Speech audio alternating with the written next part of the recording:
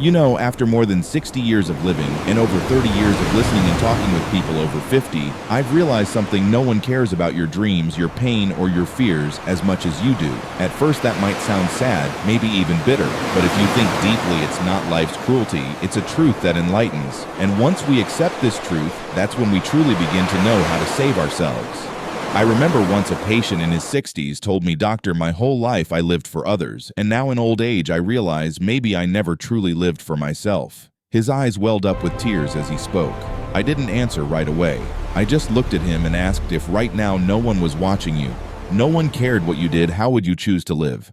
That question left him silent for a long while, and I think this is the very question I want to leave with you today. Marcus Aurelius, the Roman emperor, ruled over a vast empire, yet he still took time to write his private journal.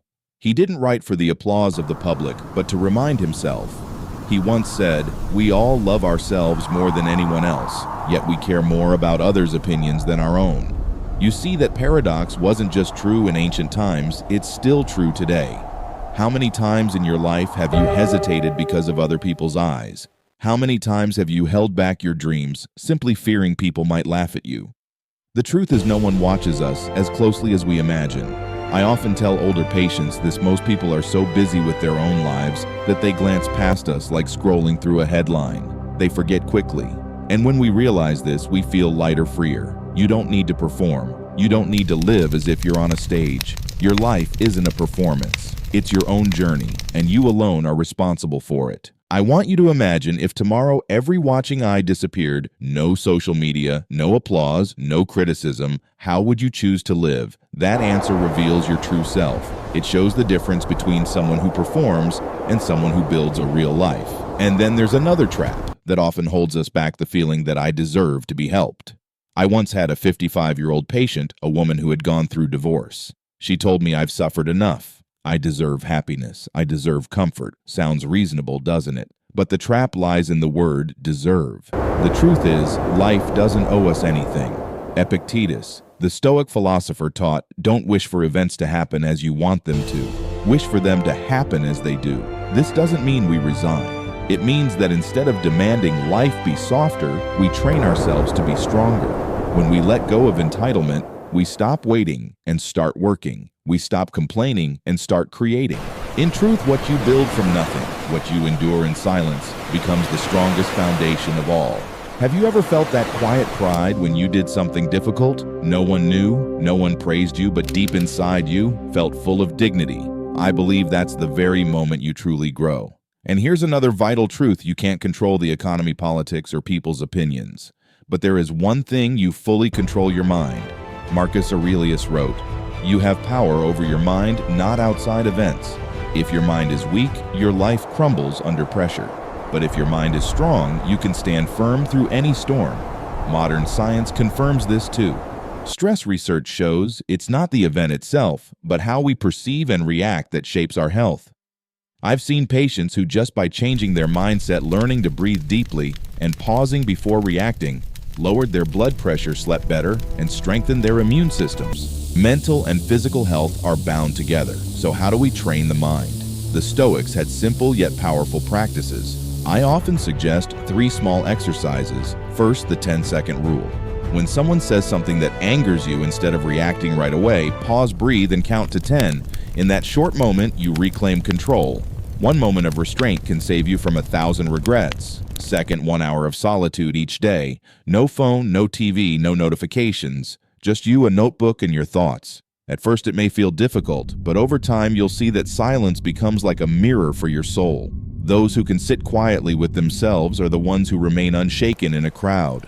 Third, 1 hour without comparison. Step away from social media. Don't look at other people's highlight reels. Instead, look back at your own journey. This is especially important for those in their 50s and 60s, because we often compare ourselves to the young and feel diminished. But my friend, an old oak tree never needs to compare itself to a sapling to know its worth. Finally, I want to leave you with the same question I ask myself every night. What kind of person did I become today? Not what I achieved, not who approved of me, but did I grow wiser, calmer, kinder? That is the true measure of a life. My dear friend, the world may not be watching, but you always are. And as long as you live with integrity, patience, and courage, you have every reason to be proud, even if no one applauds. You see, Stoic philosophy isn't just something to read for fun. It's a way of living, a daily training. Just like you take care of your body with exercise, your mind also needs practice to grow stronger. I remember an elderly man around 68 once came to me. He said, "I often lose my temper with my grandchildren over the smallest things. Later I regret it, but by then it's too late." I shared with him a very familiar Stoic practice, the 10-second rule. Just pausing, breathing, counting slowly. Such a short moment, yet it gives you mastery over yourself. He applied it, and a month later returned to tell me, "Doctor, I'm amazed. I feel as if I have a shield now, not so easily provoked." I want you to try it starting today. Next time someone says something that hurts or angers you, don't react right away. Think of it as a wave. It comes and it goes. You don't need to jump into the water. Just stand on the shore and let it pass. Then comes the second practice, 1 hour of silence. I know many people over 50 are afraid of loneliness, but solitude is not an enemy, it's a teacher. I once advised a 57-year-old patient who suffered from anxiety and chronic insomnia. Every day, turn off your phone, sit down, and write whatever is in your head. At first, she said it feels empty. I don't know what to write. But gradually, those pages became a place to unload her burdens. A month later, she slept better. And she told me, "I discovered I can actually befriend silence." Try setting aside a little time just for yourself. It doesn't need to be long at first, even 15 minutes is enough. Sit alone, observe your mind, as if you were watching clouds drift across the sky. No judgment, no rush, just noticing. That quiet will nourish you from within. And here is the third practice, 1 hour without comparison. We live in an age where people constantly post their best moments. And sometimes when we look at them, we feel our lives are small, inadequate. But you know what? That's just a carefully curated stage, not the whole truth. I often tell my patients, compare yourself today with who you were yesterday, not with anyone else. Because the only real race is with yourself. I had a man in his 50s who was addicted to comparison. He felt sad seeing old colleagues buy new cars or build big houses. But after practicing 1 hour without social media, spending that time writing goals for himself, he realized, "I don't really need a big house. What I need is health and peace." And from then on, he smiled more. Have you ever found yourself caught in that spiral of comparison? If so, try pausing for a while. Give yourself 1 hour to return to your own life. Look at your unique journey and acknowledge the small steps you've made. These 3 small practices, pausing for 10 seconds, sitting alone, and stopping comparison, may sound simple, but they can completely change the way you face life. They are like 3 first bricks that lay a solid foundation for the mind. And you know, when the mind is steady, the body is healthier too. Medical research shows that people who practice silence and emotional control often have more stable heart rates, lower blood pressure, and live longer. I have witnessed this with my own patients. So I want you to remember, Stoicism is not a cold philosophy, but an art of living. It teaches you how to stand firm when life shakes you. It helps you find strength from within, not from outside praise. English. My dear friend, we've walked together through this sharing today.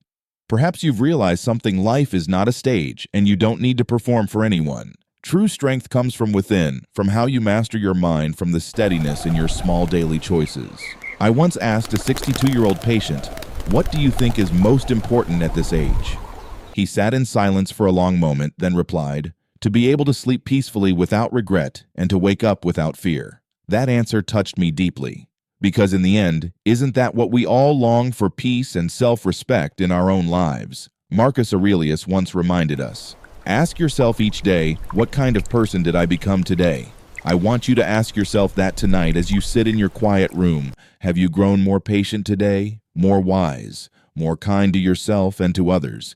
If the answer is yes, even just a little, then that is already a victory. And I want you to remember this: the world may not be watching you, but you are always watching yourself. You are the witness to every action, every thought, every choice. And as long as you live with integrity, even if no one applauds, you still have every reason to be proud. So from today onward, don't wait for someone else to rescue you. Don't seek recognition from outside. Stand up, take ownership, and live fully, as if you were the only one observing your life. I hope this message has touched you, especially those of you in your 50s and 60s, as you begin reflecting on the road you've traveled.